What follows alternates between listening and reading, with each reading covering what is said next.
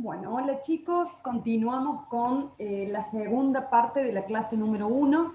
En la primera parte habíamos llegado hasta la coloración de Gram. Recuerden, digamos, la visualización en el microscopio de aquellos microorganismos en donde si hicimos una coloración Gram podemos definir si es un microorganismo Gram positivo, Gram negativo, y si lo vemos en microscopio podemos ver si es un bacilo o un coco, ¿sí? Bien, con respecto a la síntesis de la pared celular y la división celular, vamos a comenzar con este tema. Ya lo habíamos mencionado antes, pero las bacterias se dividen mediante fisión binaria. Este proceso de fisión binaria necesita o requiere la síntesis de pared celular. ¿Por qué? Porque las autolisinas, que son unas enzimas, van a comenzar generando como algunos huecos u orificios, porque la célula se va como estirando, ¿sí? Entonces se van generando huecos en la pared celular y se va a ir adicionando el nuevo material. Esta síntesis del peptidoglicano requiere un corte controlado, ¿sí? Por autolisinas, inserción de nuevas porciones, todo un proceso ciertamente complejo, ¿sí? Hay distintos transportadores que participan en esta síntesis, ¿sí? Y a su vez la transpeptidación se le denomina al proceso de, digamos, de formación de las uniones peptídicas. Entonces tenemos la célula que se va estirando, las autolisinas que van generando los orificios, ¿sí? A su vez hay transportadores que van a ir recogiendo y llevando las unidades precursoras a su lugar, y el proceso de transpeptidación, que es importantísimo porque es donde se forman las uniones peptídicas que yo les comentaba, como esos entrecruzamientos en la pared. ¿Por qué digo que es importante este punto? Porque hay algunos antibióticos, como por ejemplo la penicilina, que lo que hacen es justamente inhibir el proceso de transpeptidación. ¿Qué ocurre? Se genera una pared débil, ¿sí? ¿Por qué? Porque no tiene estas uniones. Recuerdan que decimos que el peptidoglicano era como una malla. Bueno, imagínense que si a una malla yo le voy cortando los hilitos y cada vez se me va a hacer más débil. Entonces, algunos antibióticos atacan digamos, a un microorganismo por ese lado, inhibiendo este proceso de transpeptidación. A ver si puedo pasar. Ay, uy, se me pasó uno más. Ahí estamos. Con respecto a la estructura del ADN, ¿sí? El ADN está formado, el ADN es el ácido desoxirribonucleico, ¿sí? ¿Qué son estos ácidos nucleicos? Son macromoléculas que están, digamos, se las llama macromoléculas porque están formadas por un gran número de nucleótidos. ¿Qué son los nucleótidos? Es como que lo estamos analizando desde afuera hacia adentro. El ADN está formado por el ácido nucleótico, ¿sí? Estos ácidos son macromoléculas formadas por gran número de nucleótidos. Los nucleótidos están formados por una base nitrogenada, ¿sí? Que puede ser una purina o una pirimidina, ¿sí? Un sacárido, ¿sí? Y eso forma el nucleósido. Y cuando ese nucleósido se le adiciona el ácido fosfórico, estamos en presencia del nucleótido, ¿sí? Es importante que tengan en cuenta que el ADN es indispensable y va a dirigir la biosíntesis de todo el material de la célula, porque el ADN es quien va a dirigir toda la producción, digamos, del material requerido para la duplicación.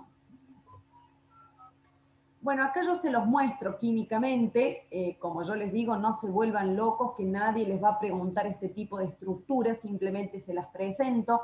Estas son las bases púricas o purinas, hablamos de adenina y guanina, ¿sí? Y las pirimidinas son citosina, timina y uracila. A su vez, fíjense que acá tenemos el nucleótido ya formado, Y acá tenemos el ADN. ¿Cómo se forma el ADN? El ADN es una doble hélice, ¿sí? ¿Por qué es doble hélice? A ver, puede haber ADN que no sea doble hélice, pero cuando el ADN se presenta como doble hélice, significa que tenemos una doble cadena. En este caso, una sería esta así como roja y la otra la azul, ¿sí? Y esas cadenas están unidas por las bases, ¿sí? Que pueden ser, ahí están de colores, pueden ser adeninas, pueden ser timinas, pueden ser, estamos de acuerdo, digamos, a cada estructura, a cada base que pueda haber, ¿sí? Sí es algo importante que siempre las adeninas, ¿sí? Fíjense que siempre se van a unir con las timinas, ¿sí? Fíjense que siempre que tenemos un amarillo, del otro lado se une con uno verde. Y lo mismo pasa con la citosina y la guanina. Estamos, se unen entre sí como si fuera un rompecabezas. Y eso, digamos, eso constituye la doble hélice. Por eso se le llama cadenas complementarias, ¿sí? Porque del otro lado no hay cualquier cosa. Si de este lado hay una adenina, del otro lado va a haber una timina, ¿sí? Son complementarias y antiparalelas, ¿sí? Porque las terminaciones son inversas. Bueno, acá se los muestro un poco. Fíjense que cuando me refiero a las terminaciones inversas, tiene que ver en la ubicación del fosfato, si está en el extremo 5 o en el extremo 3 del anillo, ¿sí?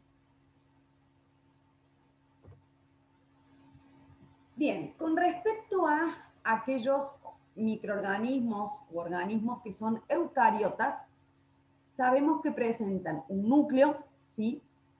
Y el ADN está formado, además de haber ADN, tenemos proteínas, y a partir de esas proteínas, se forman los cromosomas.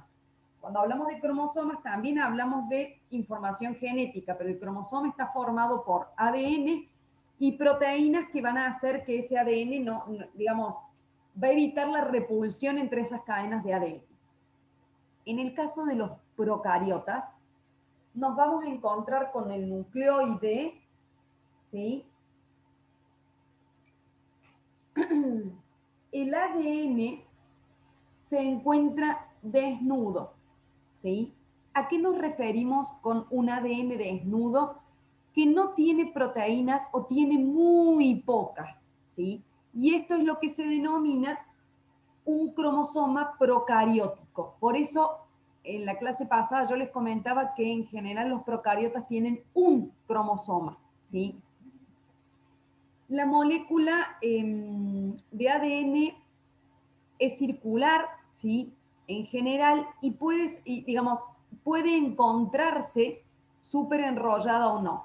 En algunos casos tenemos ADN circular abierto, como digamos, sin enrollarse, ¿sí? Y en este caso tenemos un ADN súper enrollado. En el caso de los plásmidos, el ADN que es extracromosomal se puede, digamos, circula y se duplica de manera independiente, ¿sí? Estos plásmidos son como porciones de ADN que no están dentro del nucleoide, por eso se le llama extracromosomal, ¿sí?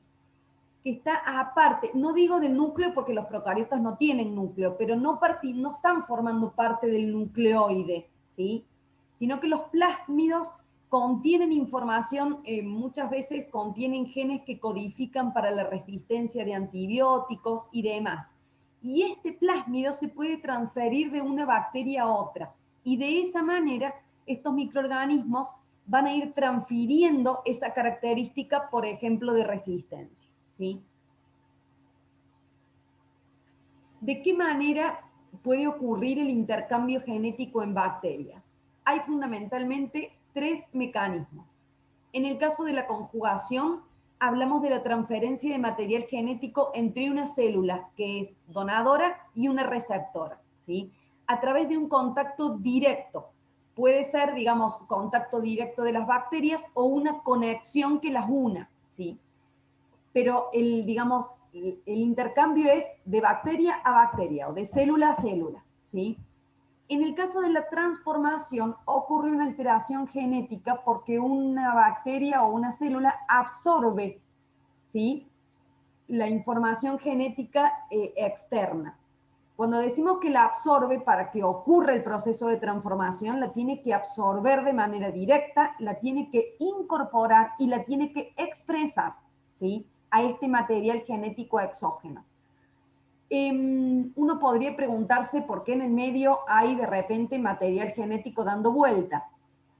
Este material genético se encuentra en el ambiente. Ya vamos a ver un poquito más adelante qué pasa cuando una bacteria se muere. Cuando una bacteria se muere, se puede desintegrar y parte del material genético puede quedar en el medio. Entonces, ese material genético puede ser absorbido por otro microorganismo. Pero recuerden que para que el proceso de transformación, ¿por qué? Porque hablamos de proceso de transformación cuando la bacteria se transforma y no es solo absorber. Lo tiene que absorber al material, lo tiene que incorporar y lo tiene que poder expresar, ¿sí? Y otro mecanismo es la transducción. Este proceso se lleva a cabo mediante la acción de los virus. El ADN es transferido desde una bacteria a otra, pero cómo se transfiere lo lleva un virus, ¿sí?, a través de distintos procesos. En general lo llamamos transducción, pero esta parte la vamos a ver puntualmente hacia el final de la materia cuando veamos el mecanismo de acción que tienen los virus, ¿sí? Con respecto, con respecto a la movilidad en los procariotas, algunos procariotas poseen flagelos, ¿sí? Digo algunos porque esto no es una característica indispensable, pueden tenerlos o no. ¿Qué es el flagelo? Es un apéndice móvil que tiene un formato de látigo, ¿sí? Este filamento está formado por flagelina, que es una proteína, ¿sí? Y a su vez el gancho, ¿sí?, se une al filamento en el cuerpo basal y este se encuentra anclado en la membrana, ¿sí?, y a la pared celular. Yo no voy a entrar en detalles, acá se los muestro, es bastante complejo, pero existen toda una serie de proteínas, las proteínas MOD que producen la rotación, las proteínas FLI que van, digamos, que van organizando la rotación y demás mediante señales intracelulares. Hay toda una, digamos, una gran cantidad, a su vez, dentro de las proteínas MOD hay varias, dentro de las proteínas FLI hay varias, entonces todo esto constituye un sistema de, digamos, que se va a manejar a través de señales químicas y esto genera o produce el movimiento del flagelo. Para que ustedes tengan en cuenta, ya vamos a ver en un ratito las taxias, pero cuando un microorganismo decide por alguna razón movilizarse, se ponen se ponen en movimiento todas estas estructuras y el flagelo va a rotar y va a deslizar el microorganismo hacia un determinado sentido.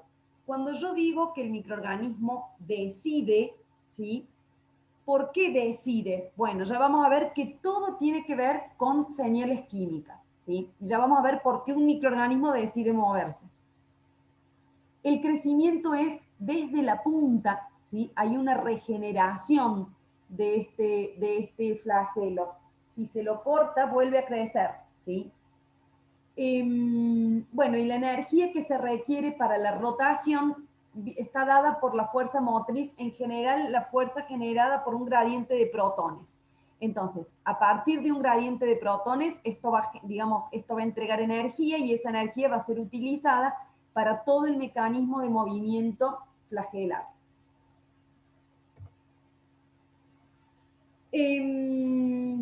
Pueden no tener flagelo, los microorganismos pueden tener un flagelo, ¿sí?, en un extremo, pueden tener varios flagelos en el extremo y de acuerdo a esto va teniendo distintos nombres. Monótrico si tenemos un único flagelo en el extremo, lofótrico si está en un extremo pero tiene varios, y perítrico cuando tiene, digamos, distintos flagelos a lo largo de toda, digamos, de toda la superficie. Acá Bueno, este es como un dibujito, acá se los muestro de alguna manera con alguna imagen. Acá simplemente les puse un dato, les diría curioso. La velocidad que alcanzan las bacterias es increíble porque logran movilizarse 60 longitudes celulares. ¿Qué es esto? No vamos a hablar, a ver, cuando nosotros decimos, por ejemplo, que los leopardos tienen una velocidad de 110 kilómetros por hora, hablamos de que los leopardos, y puse el ejemplo del leopardo porque es uno de los animales más rápidos, logra mover 25 longitudes corporales por segundo. ¿Qué significa? Esto en relación al tamaño. El leopardo logra movilizar 25 veces su cuerpo en un segundo. Y en el caso de las bacterias, lo hacen 60 veces. Obviamente, 60 veces la longitud de su cuerpo, de su estructura, ¿sí? Por segundo. Quiere decir que son muchísimo más rápidos, ¿se entiende? Si lo hacemos de manera comparativa, teniendo en cuenta el tamaño que tiene el organismo. Para que tengan una idea, esto sería como que en promedio, ¿sí? Los humanos que tenemos, bueno, en promedio 1,70 m, en realidad yo no lo alcanzo al 1,70 m y me falta bastante, pero si pensamos en una persona de 1,70 m, esa persona se tendría que desplazar 100 metros por segundo, para que vean la rapidez que tienen estos microorganismos, ¿sí?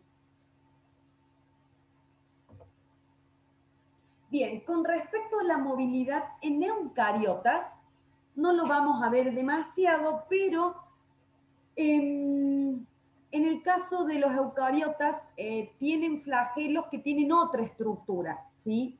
Son más largos, están compuestos, digamos, por microtúbulos y los microtúbulos van a hacer, digamos, son los que van a generar el sostén y el movimiento.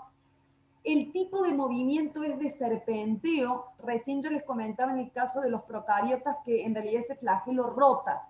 En el caso de los eucariotas es más bien un movimiento de serpenteo. Y en el caso de los eucariotas, la energía para el deslizamiento de estos microtúbulos es suministrada por el ATP. En el caso de los cilios, son similares, pero son más cortos y son numerosos.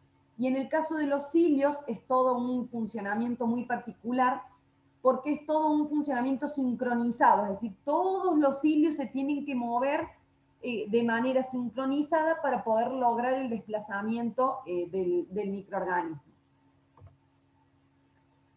Con respecto a la quimiotaxis y a la fototaxis, bueno, un poco cuál es el objetivo de toda esta maquinaria de movilidad que acabamos de ver.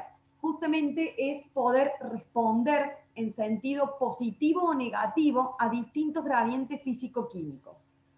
Cuando hablamos de movimientos dirigidos, hablamos de las taxias. Esto es lo que yo les decía recién, el microorganismo decide moverse. Bueno, ¿y por qué se mueve? Se va a mover, digamos, como respuesta a señales químicas. Si hablamos de quimiotaxis, cuando hablamos de quimiotaxis, hablamos de la presencia de quimioreceptores que van a receptar o van a determinar señales químicas. Y estas señales químicas son las que van a movilizar toda la función flagelar, ¿sí? Por otro lado, la fototaxis es una respuesta a la luz. En este caso tenemos fotorreceptores. En este caso estamos hablando de organismos fotosintéticos. Habrán visto, referido por ejemplo a las plantas, que las hojas de las plantas siempre están mirando el sol. Y si uno la gira a la planta, la hoja se va a dar vuelta y se va a acomodar siempre mirando al, digamos, al sol o por lo menos a la luz, ¿sí? Justamente hay quimioreceptores porque la hoja necesita realizar la fotosíntesis, entonces hay, perdón, no son quimioreceptores en este caso, son fotorreceptores en la hoja, ¿sí? Que van justamente a generar todo el movimiento para que la hoja quede siempre expuesta, digamos, dentro de la posibilidad, mirando hacia la luz. Existen otras estructuras en la superficie bacteriana y algunas inclusiones celulares, como son fimbrias y pilis, como puede ser el glicocálix. El glicocálix es una secreción viscosa de un polisacárido y que juegan un papel importante en la adherencia, ¿sí? En la fijación de los microorganismos. También existen sustancias de reserva, en el caso de algunos cuerpos de inclusión, justamente se utilizan como almacenamiento de energía.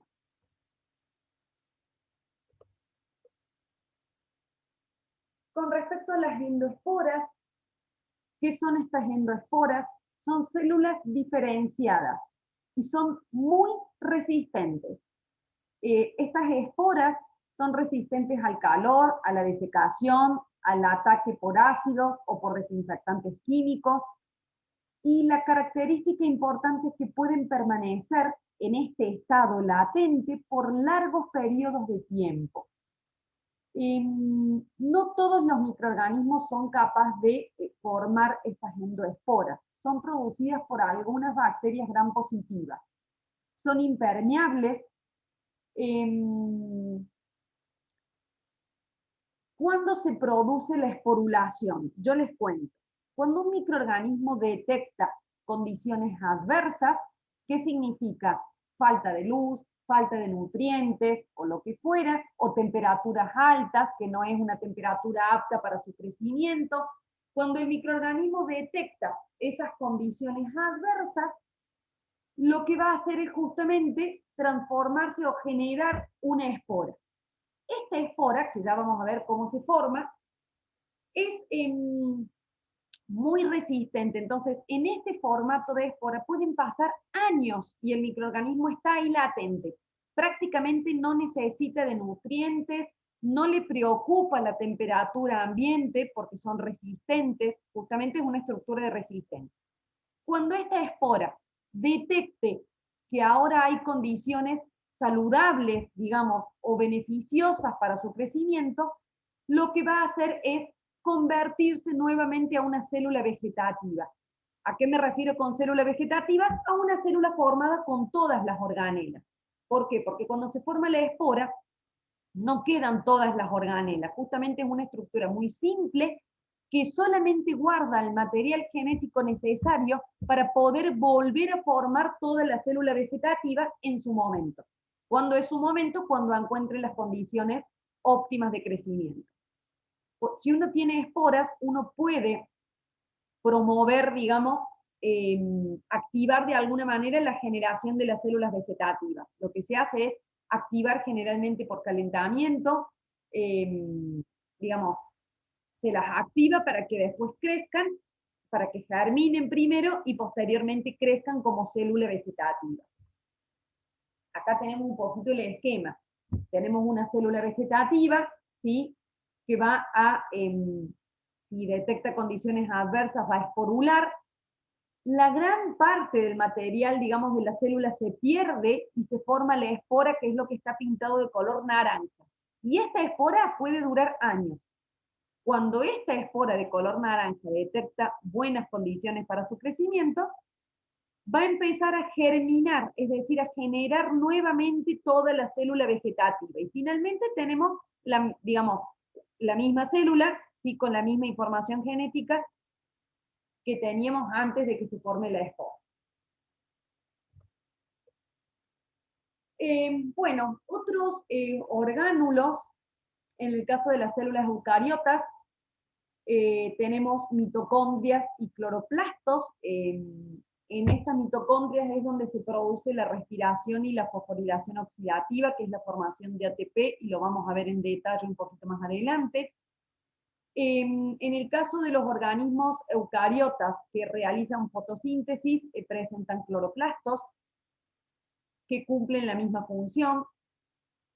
Por supuesto, en el caso de las células eucariotas tenemos el núcleo, ¿sí? La información biológica se procesa en dos fases. Nos vamos a encontrar con la replicación del ADN, con la síntesis del ARN, que es la transcripción, y eso ocurre en el núcleo. Y el proceso de síntesis de las proteínas, que es la traducción, ocurre en el citoplasma. Vuelvo a repetir. la información, hablamos de una célula, estamos hablando de una célula eucariota, de una célula que tiene núcleo, ¿sí? ¿Qué pasa en este núcleo de las células eucariotas? El ADN se replica, ya lo vamos a ver, se va duplicando, ya lo vamos a ver con una esquemita. Y a su vez, el ADN va a sintetizar, va a generar la transcripción. ¿Qué es la transcripción? Pasar toda la información a un ARN. Esto ocurre en el núcleo. Posterior a esto, se traduce la información para la producción o la síntesis de proteínas. Esta fase ocurre en el citoplasma, ¿sí? Durante la división celular, después de la duplicación de los cromosomas, el núcleo se va a dividir dando lugar a dos células hijas, que es el proceso de mitosis, y que ya lo vamos a ver en detalle. Esto es lo que les decía recién. El ADN, ¿sí?, se puede replicar. ¿Qué es la replicación? El ADN genera copias idénticas de sí mismo, ¿sí? Se copia y se va duplicando el ADN, ¿sí? Luego ocurre una transcripción. ¿Qué es la transcripción? En realidad lo que hace el ADN es generar copias de toda la información que tiene, pero la genera como ARN, ¿sí? Este ARN se le, digamos, se le suele, uno de los ARN que existen es el ARN mensajero, ¿sí? Esto ocurre en el núcleo. Ahora, este ARN, ¿por qué se le llama mensajero? Porque tiene el mensaje de, digamos, para formar en el proceso de traducción, toda la información que trae este ARN va a ser, de alguna manera, llevado a las proteínas. ¿Por qué? Porque este ARN contiene la información de la codificación para sintetizar todas las proteínas necesarias para la división, ¿sí?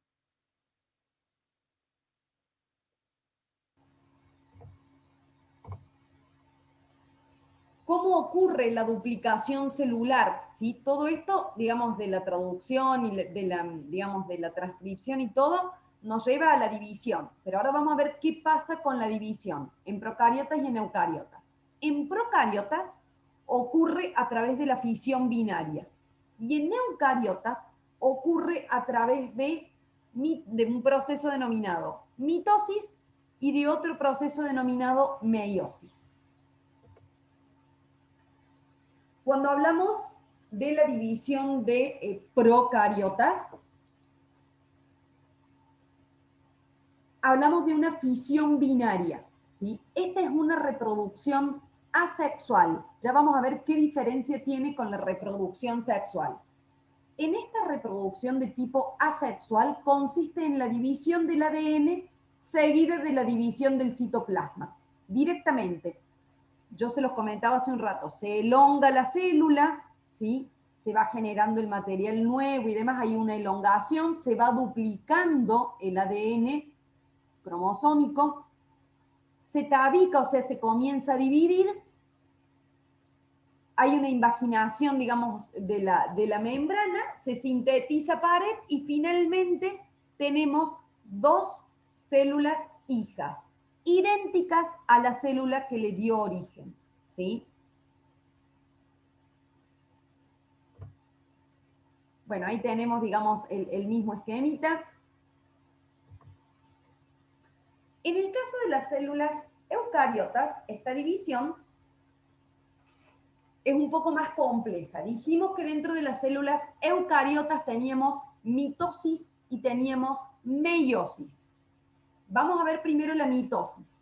La mitosis es un tipo de reproducción asexual también, ¿sí? Lo que pasa es que ahora esto es un poco más complejo porque esta división consiste en la división de los cromosomas, en la división del núcleo y del citoplasma. ¿Se entiende? Este proceso es el que sigue a la replicación del ADN.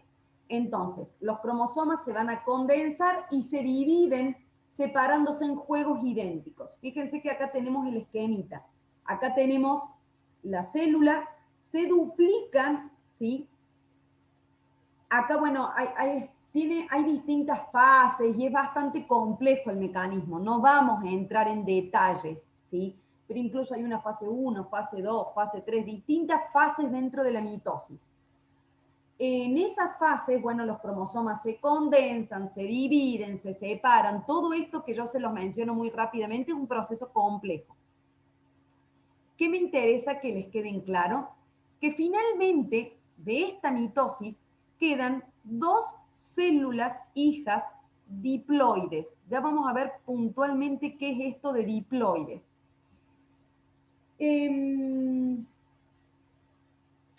Como resultado se van a generar hijas idénticas que tienen el mismo número de cromosomas y la misma información genética que la célula madre. Cada hija tiene una dotación completa de cromosomas, por eso la llamamos diploide. Fíjense que esta es la célula que dio origen, viene todo el proceso y se obtienen dos células hijas diploides. ¿Por qué? Porque contienen toda la información, digamos, tienen una dotación completa de los cromosomas. ¿Cuántos cromosomas? Depende de cada especie, ¿sí? A diferencia de la meiosis, ¿sí?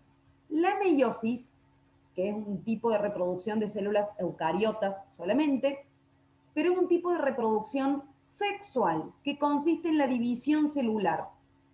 Pero esto es propio de las células reproductoras. En este proceso se lleva a cabo el cambio de estado diploide a un estado haploide, ¿sí? Yo recién hice hincapié, diploide porque tiene todos los cromosomas completos. Cuando es haploide, una célula haploide tiene la mitad de la información genética. Por eso estamos hablando de células reproductoras. Estas células reproductoras son haploides y solamente van a tener la mitad de la información genética. ¿Por qué? Porque estamos hablando de una reproducción sexual. Estas células haploides se van a tener que encontrar con otra célula haploide para poder unirse y dar lugar a la formación de un nuevo individuo. ¿Estamos? Esto es lo que me interesa que les quede claro. Puntualmente, ¿cómo es el mecanismo? Es complejo, simplemente les cuento que la célula experimenta dos divisiones sucesivas.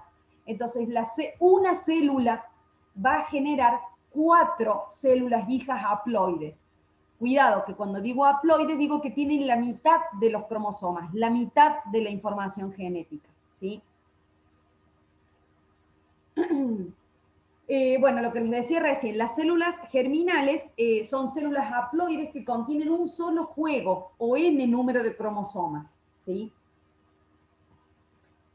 Y las células somáticas son células diploides, ¿estamos? Acá les muestro la diferencia entre una célula haploide y una célula diploide. Fíjense, acá tenemos una célula haploide, ¿sí? Fíjense que tiene una copia de cada cromosoma. ¿Por qué? Acá yo les pongo un ejemplo de 3 cromosomas. ¿Por qué digo 3 cromosomas no homólogos? Porque cada uno de estos cromosomas codifica para una característica en particular, ¿sí? ¿Qué pasa con una célula diploide? Una célula diploide tiene 2 copias de cada cromosoma. Ahora, este lila codifica para una determinada característica, pero fíjense que tiene cromosomas homólogos y tiene un cromosoma, digamos, tienen los cromosomas de origen materno y paterno. Entonces ahora, acá tenemos toda la información genética que codifica para una cierta característica, pero acá tenemos la información materna y paterna. ¿Estamos? En este caso tenemos 3 pares de cromosomas homólogos entre sí. Cada uno de estos proviene de la información materna o paterna. ¿Estamos? ¿Qué quiere decir esto? Vamos ahora, digamos, a organismos eucarios. Estamos viendo a un organismo grande, ¿sí? No hablemos de microorganismos. Cuando nosotros hablamos de esta división eucariota, estamos hablando de que cada uno de estas, digamos, de estos caracteres tienen la mitad del origen materno y la mitad del origen paterno. ¿Estamos? La expresión de esos genes es otro tema, ¿sí? ¿Qué significa eso? Nosotros como personas tenemos el 50% de nuestra información corresponde a nuestra madre y el 50% corresponde a nuestro padre, ¿sí? ¿Por qué? Porque cuando se forma un bebé, se forma a partir de un óvulo y de un espermatozoide. Cada una de estas células germinales tiene la mitad de la información genética. Cuando se unen, recién ahí se va a dar lugar a la formación de todos nuestros genes, ¿sí? Con respecto a la expresión, que esto no viene al caso, pero siempre suele ser interesante y siempre suelen preguntar, digamos, nosotros no lo vamos a ver en detalle, pero se los cuento. El tema de la expresión tiene que ver con distintos factores. Yo puedo tener el gen, por ejemplo, de ojos celestes, pero no expresarlo, porque acá entra toda una cuestión de aquellos genes que son recesivos o dominantes. Por ejemplo, vamos al ejemplo de los ojos. Para que una persona tenga los ojos de color celestes, la característica de ojos de color celeste es una característica recesiva. ¿Qué significa? Que yo tengo que tener ambos cromosomas que me den la información de ojo de color celeste. Cuando yo tengo ambos cromosomas con la codificación de ojo celeste, voy a expresar un ojo de color celeste. ¿Estamos? ¿Qué pasa si yo tengo un cromosoma de ojo celeste que a lo mejor me dio mi mamá y un cromosoma de ojo marrón que me dio mi papá? Bueno, ¿qué voy a expresar yo? El marrón es dominante. Entonces yo voy a expresar ojos marrones. Pero en mi genética tengo genes de ojos celestes. Esto quiere decir que yo tengo ojos marrones, mi marido puede tener ojos marrones, pero si ambos tenemos el gen de ojos celeste, puede que a uno de nuestros hijos le demos, los dos le tenemos que aportar el gen de ojos celestes.